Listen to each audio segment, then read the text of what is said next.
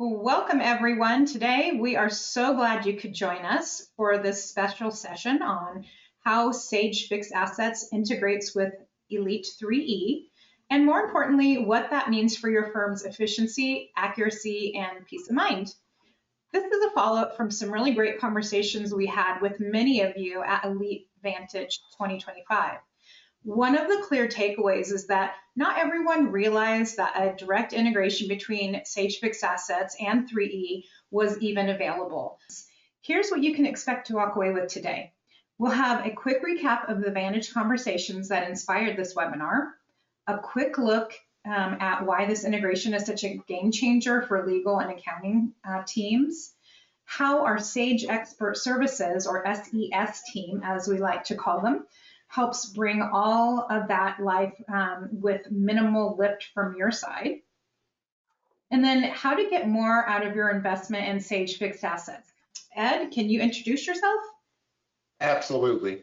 Good afternoon, everyone. And I am glad to see that you have joined us for this webinar. My name is Ed Williams. I am the sales engineer for the Sage Fixed Asset team.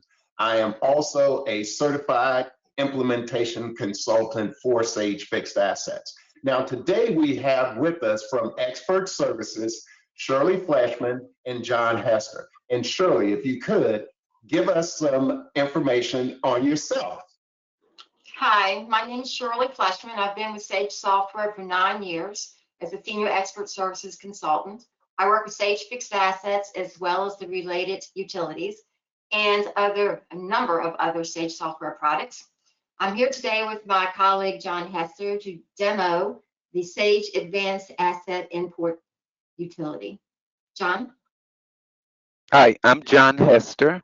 I've been with Sage for 18 years. Currently, I am a senior expert services consultant.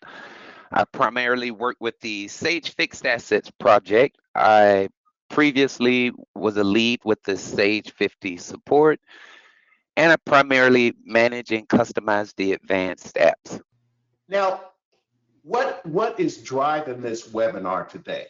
Myself and Jeff Perot, who is my boss, attended the Vantage Elite Conference in Orlando a few weeks ago. And what we were hearing from customers that were walking up is they either didn't know that 3E and Sage Fixed Assets had the capability of integrating. And also, if they had Elite, their asset management system, they were talking to us about our asset management system. So here today, we are going to show you both of those products, but we're going to focus on the integration and show you how streamlined you can make your operation when it comes to creating your assets from within 3E and moving those into Sage Fixed Assets. 3E by itself, excellent software. Sage Fixed Assets by itself, excellent software. Put those two together and it's a game changer, a really good game changer. And you will see as we go along what your return on investment is going to be when you integrate both of those applications. Now here, I am going to hand this over to Shirley and John from our Sage Expert Services team. First of all, I would like to welcome you to today's demonstration of the integration of 3E data with Sage Fixed Assets using the Sage Advanced Asset Import Utility.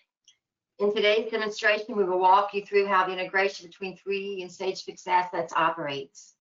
The Sage Advanced Import Utility is designed to read your 3E data source file, perform validation checks, and seamlessly import into Sage Fixed Assets. If you're wondering where does your source file come from, you will work with your IT or 3E consultant to export the data from your 3E application into a source file such as a spreadsheet that will be used with the utility. The utility supports importing assets into multiple fixed asset companies simultaneously. So the source file can have all of your assets for all your companies at one time, and the import tool will import that data all at once.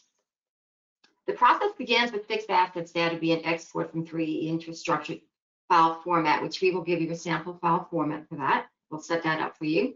Next, the data is processed by the integration utility. During the import process, the utility validates and populates data in Sage fixed assets, such as depreciation methods, estimated lives, property types, as well as other general and book fields. And it can be tailored to organizations' specific business needs. The process can be executed manually, as we will demonstrate today, or can be set to run when triggered by something such as a Windows scheduler. In today's demo, we're going to import a set of new asset purchases from a source file generated by 3E, and each asset will be assigned a class code, GL account, location, and depreciation method based on the class code field in the source file. So John has Sage Fixed Assets open right now. And John, if you go ahead and open one of the companies, we're going to be working with 2 companies today. And as you can see, this company has no assets. So we are going to work on importing assets into this company. So John, let's go ahead and open the Sage Advanced Asset Import utility. The utility will be installed on the workstation where Sage Fixed Assets client is installed and starts from your Windows programs. When we first open the utility, we come to the App Settings tab. On the App Settings tab, we have 3 things we need to do. First, select a database. This is the database where your Sage Fixed Assets companies are stored. Then we need to select at least one Sage Fixed Asset company. And last, select your source file. So the source file that contains your 3E data. At this point, we have made the 3 selections we need to make in order to proceed to validate and execute the import of our data. So we're going to go ahead and do that. So John, let's go up to execute. I'm sorry, validate. Validate first, John, of course. So this can take a few minutes depending on the size of your file. What you'll see on the left-hand side, it's recording the actions during the processing of your data against the Sage Fixed Assets rule basis. And here we are. So the top right section of the screen, what we're seeing are the results of our validation. We had 100 rows in our source file. What we're seeing is we have 98 successful rows. So of our 100 rows, 98 successfully validated. We're seeing a total of 6 failures, but that's really on 2 rows. 2 rows had 3 failures due to 3 different processing actions. We also see that we have warnings. So warnings are only warnings. They do not stop you from importing the data. A warning could be something such as method not normally used after 1980. So that will not stop us from importing our data. So in the bottom right section, we can see all of the results. We can see the rows that were successful. We can see our warnings. We can see our failures. If you find this a little hard to look at, though, we can open the processing log. So we're going to open a processing log that's actually a validation results report. So we're looking for errors, and we want to find an easy way to look for errors. So in our processing log, this will have all of those rows that you just saw of results. It's going to have all of our successes, all of our warnings, all of our failures. And what we've done is we've simply sorted this and filtered this so that we could see only the failures, and we could see what the reason for the failure is. That's our message right there. We can see the row number. And to the right, we can see all of our raw data from our source file. So this is a very easy way to look at what your failures were, to be able to go back to that source file, to that row number, and make those corrections, and then validate your data again. Now, in today's demonstration, we're going to let these 2 fail, and we're going to go ahead and import those 98 successful rows. So, John, if you'll take us back to, now you notice when we go to execute, we have some options here. And that is because the utility will not only import data, it will also update data, including book fields, as well as record disposals of your assets. But today, we're going to import data, so let's just choose to import. Now, this is going to look just like it did when it was validating your data, but it's going to take a few minutes longer because it's actually importing data this time. So again, on the left, we're actually seeing the recording of the actions during the processing of your data. In a few minutes, we'll see the results again at the top, and we should see the same results. Now, I want to mention something else. We decided to go ahead and import this 98 rows of data that were successful. We could, after we import this data, which in a minute you're going to see this data in Sage Fixed Assets, after we do all that, we could decide, well, now I'm going to go back and fix those 2 rows of data. If we were to go back and fix those 2 rows of data, then we would be able to use that same file, and we would be able to go through this process again, and it would read those 2 rows of data, it would validate them, and it would show that the remaining rows were ignored because they had already been imported. The utility remembers the assets that were imported, which is really a great feature. Okay, so we see our results again at the top, and we see the same results, which I expected to see. We have 98 successful rows. We have those 2 rows that failed, three failures each for 3 different processing actions, total of 6 failures. We could go look at the results, but we would see the same results in our log again, as we saw when we validated. So let's hop over to Sage Fixed Assets, John. And you saw that this company that had no assets, we're going to refresh our view here. And now we see we do have assets, and we have 48 assets. We had 2 companies in our file, 50 assets each. This is the company that the 2 rows failed on. So again, we would be able to go back and make those corrections and use that same file to import just those 2 rows. If we click on any of our assets, John, and we go to the detail, you can see that it has imported general fields as well as all of our book fields. So in one easy step based on your source file, the data that you have in your source file, we can import data in just a matter of a few minutes. Okay, we're going to talk about a few other things. Well, let's go back to utility, John. Let's quickly go over some of these other options that are up on the ribbon. So back in utility, up on the ribbon, what do we have on the file? On the file, we have Save Settings. That saves your app settings. So to the right, back to the App Settings tab, John. When we set our database, our company, our source file, we can choose Save Settings here, and that would save those settings. Now, I want to let you know that if we've already validated and certainly executed that, and when we come back in, those settings will still be here. But if we didn't do that, we just came in here and we stopped after we chose our app settings, we could save them, and the next time we come back into the utility, they will still be there. We also have verbose login. You'll notice there's a check there. That's checked by default. And what that is checked for is it's telling the utility that make sure that it creates logs, such as the processing logs. We just looked at one for the validation, as well as set up and action logs. And then to create the support file, well, in the event that you would need assistance from Sage Expert Services, this creates a zip file containing all of your log files that we would ask you to send us. Now, if we go under View, we have the option to go to our logs folder, which is where our action logs are.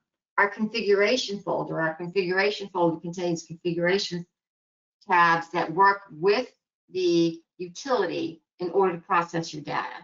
And that's very important. It's something that we're actually going to set up for you. We're going to look at it together in a few minutes, a few of the tabs anyway, but I wanted you to have a little bit of exposure to what runs in the background, what's going on in the background that makes this utility work. Again, we're going to set it up for you, so but we'll look at it in just a few minutes. And then the settings file, that contains your app settings, your 3 choices on the right, as well as the path to the logs folder. We already looked at validate and execute. If we were to click help, it's going to open where we can view and download the Sage Advanced Import Utility User's Guide.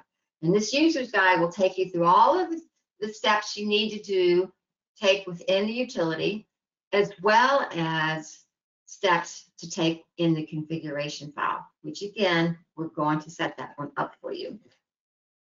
Okay, well, let's talk about some of the advanced features of Sage Advanced Asset Import Utility before we take a closer look at how some of these advanced features are set in the configuration file. Some of the advanced features are we can import, update, and dispose in multiple companies from one single source file. We can update data to the book field, update. So we've got data already there. We've already entered the assets at a prior time. We want to go change depreciation methods for 10,000 assets. We can do that. We can more efficiently record the disposal of assets. We can use SQL statements to transform data, as well as SQL joins to import data from other databases. We can use a trigger field to set default values for both general and book fields. And we can create a table to query external data. So if you have data that's not in your 3E system, it's not in Sage Fixed Assets, but it's maybe some data you keep in an Excel spreadsheet, we can actually create a table to query that data. So John has opened the configuration file. And now I repeat myself through this. We will configure this file for you. We will set this file up for you, okay? But I want you to see it because we'll have a kickoff meeting, we'll have a meeting, we'll learn what your company needs, and we will configure all of this for you in this file. We'll do it all for you, okay? And we'll also have a source file that we're going to provide you. And that source file is going to match the fields we see in this first tab, your fields tab. The reason I want you to see this is because we will set this up for you initially, but in the future, let's say that you have 2 additional fields, 1, 2, however many additional fields of data that you decide you want to import into Sage Fixed Assets. Well, if that happens, then you would want to know how to add that field to the Your Fields tab, to add that field to the source file. John, can you pull up a blank sample source file real quick? So this is an example of the source file we will provide you. So all of these fields are the fields that you're seeing in the Your Fields tab. Okay, so go back to your to the configuration file, John. And the next tab after Your Fields is the Field Map tab. And the Field Map tab is where it's taking your fields, which are coming from your source file, and it's mapping them to the fields in Sage Fixed Assets table. So if, for instance, our source file has custom field 1, we're mapping that to Sage Fixed Assets user field 1, because that's what it's called in the table in Sage Fixed Assets. There is a drop down if you needed to add a couple fields to this. So if you added a couple fields to your source file because there's new data you want to import from your 3E system, you would add those 2 fields as columns to your source file. You would add those 2 fields as rows to your fields tab here, and then you would add those 2 fields to your field map and say which field in Sage Fixed Assets does it map to. Not that difficult, right? Okay, we're going to talk about some of the other tabs here that work with app settings. So if we go to the company map tab, we can use this. If we were talking to you about your data from 3E, maybe you told us that, well, I can't export my Sage Fixed Assets company name. All I can export is a company ID, and that company ID is 1. So we would set this tab up for you to say, okay, when you see the company, in the company column in your source file, when you see 1, then map that or import that data to Albany, the company Albany, because Albany is the company in Sage Fixed Assets. So again, this is very useful in the event that you can't actually export the exact Sage Fixed Assets company name from your 3E data. Our class map tab. So we talked about this earlier on. We talked about what we were demoing today. So what we're doing here is we're using, in our source file, we have a column called class. And we're saying when you look at that column class and you see the data BE, then I want you to assign to these assets the class code BE, and I want you to assign the property type P. I want you to assign these GL accounts, this location, and this life, and these depreciation methods. So this is a way to, instead of having all these columns, you can have more columns of data you want to assign to here, okay? Instead of having all these columns in your source file, let's say that you have a source file and it's got 10,000 assets, and then they're all going to get the same property type, but they're all going to get the same class code, they're all going to get the same GL accounts, etc. This is a way to assign that information just based on the data in your class code column in your source file. Then again, we'll set this up for you. The action map tab. So the actions would be, we're going to import, right? We're going to import, we're going to dispose, we're going to update data. Well, if your source file doesn't have the word import or dispose or update, in this case, they were talking about imports, and maybe it has just a letter A, then this is saying, well, when you see the letter A, I want you to import this asset.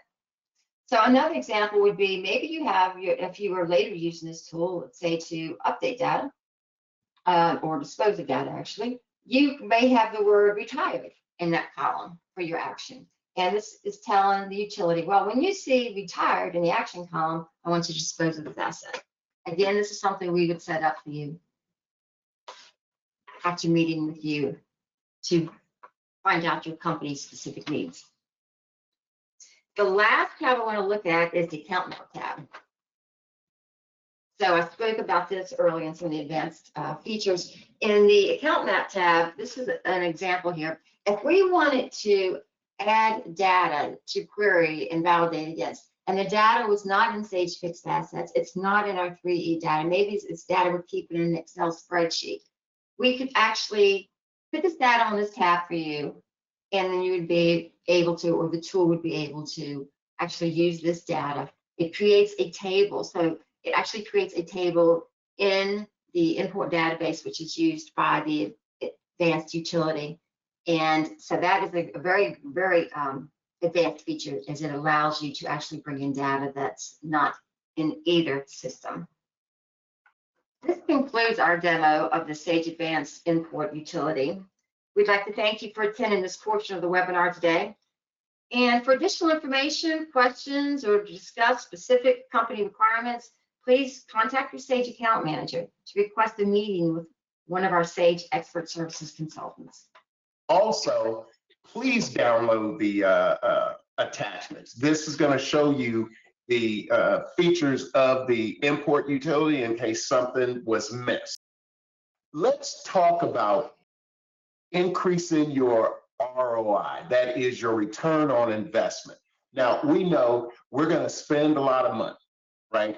And as we spend money, you know, what is our return on investment? What is this going to do to help the organization? Well, with the Sage Fixed Assets Depreciation module, right, then it is going to make sure that you are always in compliance with the IRS, because we have over 300,000 IRS rules and regulations built into the application out of the box. So in your fixed assets depreciation, you can feel comfortable that if you have to go through an audit, you don't have to worry about your asset management system, okay? Now, when it comes to your construction in progress, if you have projects that you're actually spending money on items and you aren't ready for them to become a fixed asset, you can track that level of information in our construction in progress module, which we call planning. The asset tracking, confidence, it's going to help you find assets that you didn't know that you had and identify assets that may have been disposed of but are still sitting on your asset ledger, okay?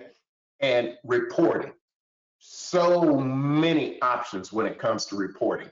We have over 28 standard reports built into the application. Also, there are an additional 10 different tax reports that are built into the application.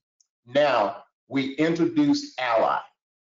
Ally is exactly what it is. It is your ally. So if you have any questions about processes that you may not know how to do in your asset management system, if you want to know what certain items are in your asset management system, Ally will be able to answer those questions. If you are not satisfied with the question that Ally gives you, then there's still an option for you to go and click on to talk to a human. That will take you to the support personnel for the Sage Fixed Assets Depreciation applications, okay? Now, next, we will go through the question and answer. This is your opportunity to ask us questions, and we're gonna get you those answers, okay? So, and I think Tony has posted, if you want to ask a question, all you have to do is click in the box that says question, and you can ask your questions. But I think we have some questions that have been asked. Is that true, Tony? That is true. Our first one, Ed, is does the configuration to retrieve data from 3E have to be configured on each run, or is it static? And John, if you can answer that question. Yes, the configuration is a static setting in that configuration file that we showed. And what we've found that as long as the data file that's generated out of 3E isn't changed, then the configuration continues to process that data without error going forward. So you would only need to change the configuration if you change a column header or add columns to the data. And it's as simple as typing in that column header, mapping it to a field, and then processing that file. Great, thank you, John. Our next question is, will this import across multiple companies? Yes, the importer will import across every company in a database. As long as they're in the same database, you could process, I think the most we've had is 1,600 companies in one database. Thank you for that. And then our next question is, in the advanced utility config file, am I limited to a certain number of mappings? Oh no, the configuration, the way you could get if you had multiple files is to enter in all the field names from all the files. And as long as they don't have a field name in common, say a asset tag field. In one company, it's user field 1, but in another, it's user field 2. In that case, you would need to format your companies to all use asset tag user field 1, or slightly change the name. We could have asset tag 1 for one file, asset tag 2, and then map them accordingly. But you can have multiple configurations in the configuration file as long as some field names that are in common go to the same field. Like they all use description, goes to description field. Does it do real-time reporting? Is our next question. Yes. Yes. Great, thank you. Can I send GL data from Sage fixed assets to 3EGL?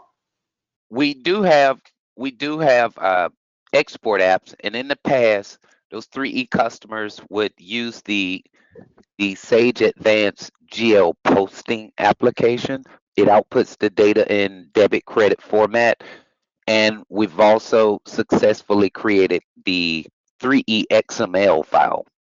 If in the event you're importing XML files into 3E. Okay, thank you. And to answer the question about norming, is it the same as norming? Norming is an asset management software. However, our application will do tax depreciation, book depreciation, state depreciation, AMT depreciation. A majority of the applications that we look at that are competitors, we're seeing that they do really good with GAAP depreciation, but customers want to do their tax depreciation and they are lacking.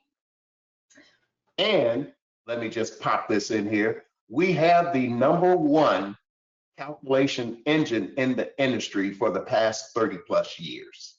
So you can't go wrong. I'm getting on this track. Thank you, Ed, for clarifying that. And my apologies for not knowing what norming asset was. All right, so our next question is, will the advanced import create the company if it doesn't exist in fixed assets depreciation? Oh, the advanced importer will notify you that the company is missing for that asset. The company does need to exist prior to importing assets. Okay, thank you, John. Next, is there a way to make this process totally automated? In other words, pull 3E data and have it build the assets? Directly, the advanced import utility doesn't reach into the 3E database. What we've used in the past is collection of PowerShell or BAT files that will query the 3E data and create files. And then the importer can be set to a schedule to automatically scan that directory and import all files, move them to a archive or processed folder, and then shut itself down. Great. And one follow-up question to that, is that an additional cost? It's not an additional cost for the advanced import utility. It's a configuration. Thank you for It's clarifying. built in anytime the importer is triggered from a scheduling program. It will automatically search for a directory and then scan that directory for files and process them. Great. The next one we have is, does the importer tool pick up journal entries? It can be configured to essentially, if the journal entry is a 2-line entry, we would be able to configure it to choose one of the lines, say the debit line, and import it and then omit the credit line so it's not duplicated. But if the debit and credits are on the same row, then we would just pick which field the debit amount or the credit amount to bring in as a acquisition value. And if we needed to, you can also do SQL statements that would do math in a file. Say it would grab the cost plus shipping plus tax and then merge those values or sum those values and place those 3 fields into a single acquisition value field.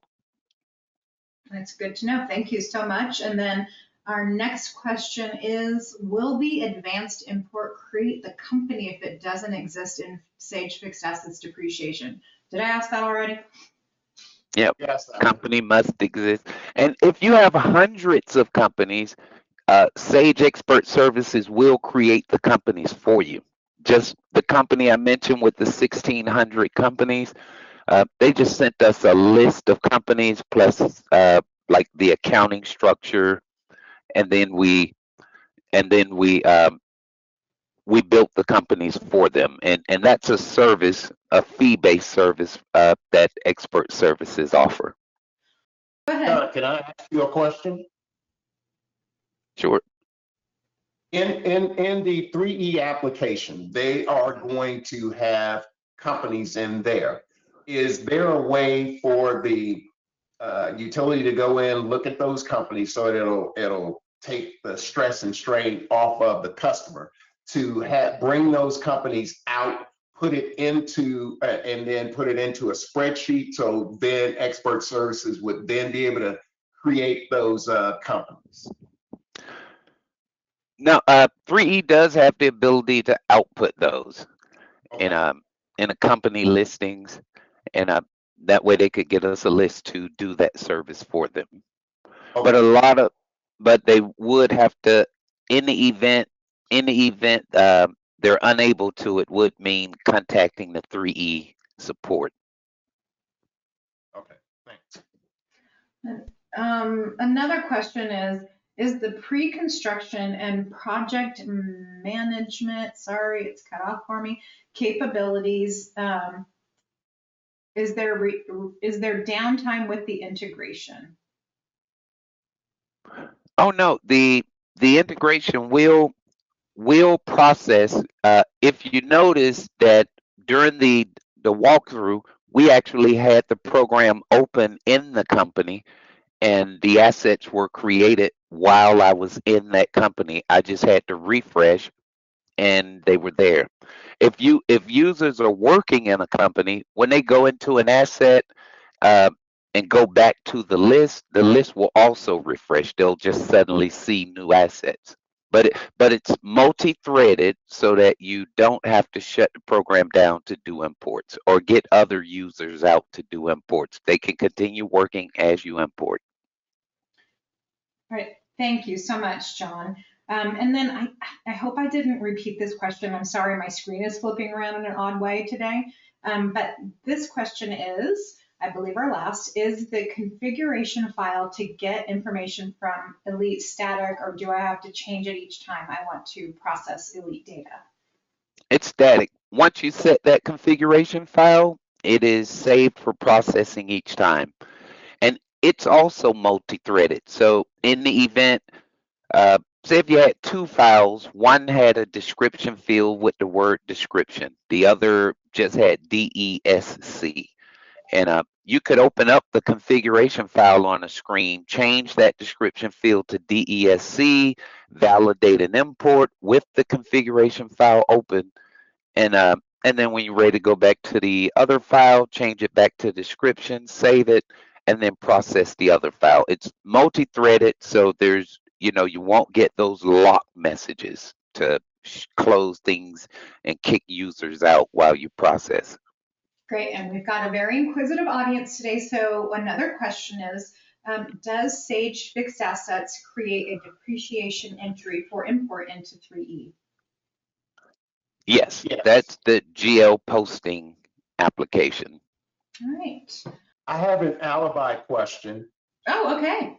And that alibi question is, out of the 3E customers, do you have a rough idea of how many Elite customers are actually using the 3E integration utility? Just a rough estimate. We have about 8 major corporations and several smaller ones that are mostly doing it manually. The larger corporations are using a combination of BAT files and PowerShell to process the automation.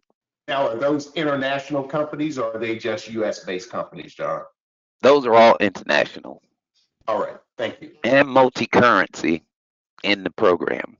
I believe we've gotten to all of our questions today, which is great. If you want to contact your account manager and request a meeting with the SES consultant, please do. And then a reminder that there is a vast amount of knowledge in our Sage Community Hub, where you can talk peer-to-peer or with Sage experts, either from Sage or our partners. And then also you can learn on your own time to manage your fixed assets with confidence, regardless of whether you're just starting out with them or you've been using them forever. On Sage University, there's everything from free training to personalized training. So thank you for your time today, and we hope this was helpful. And thank you to all of our presenters today. Have a great day.